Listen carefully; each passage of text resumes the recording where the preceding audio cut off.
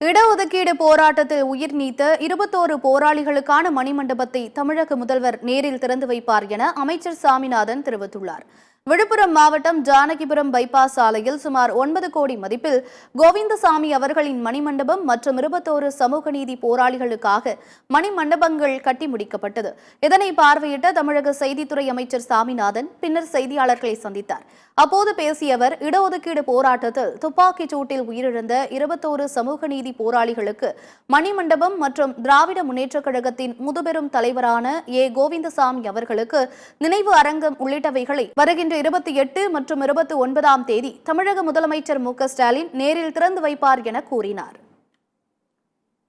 இடஒதுக்கீடு கேட்டு ஒரு மிகப்பெரிய போராட்டமாக சமூக நீதி போராட்டமாக நடைபெற்ற நேரத்தில் இன்றைய காலகட்டத்தில் துப்பாக்கி சூட்டுக்கு பலியான சமூக நீதி சமூக நீதி போராளிகளுக்கு ஒரு மணிமண்டபம், அதேபோல் இந்த மண்ணின் மைந்தரான திராவிட முன்னேற்ற கழகத்தின் முதுபெரும் தலைவர்கள் ஒருவரான மரியாதைக்குரிய கோவிந்தசாமி அவர்களுக்கு ஒரு அரங்கமும் இங்கே விழுப்புரத்திலே மாண்புமிகு முதலமைச்சர் உத்தரவின் அடிப்படையில் கட்டி முடிக்கப்பட்டிருக்கிறது.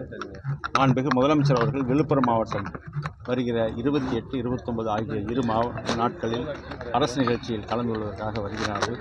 அந்த வகையில் இந்த மணிமண்டபமும் திறக்கப்பட இருக்கிறது.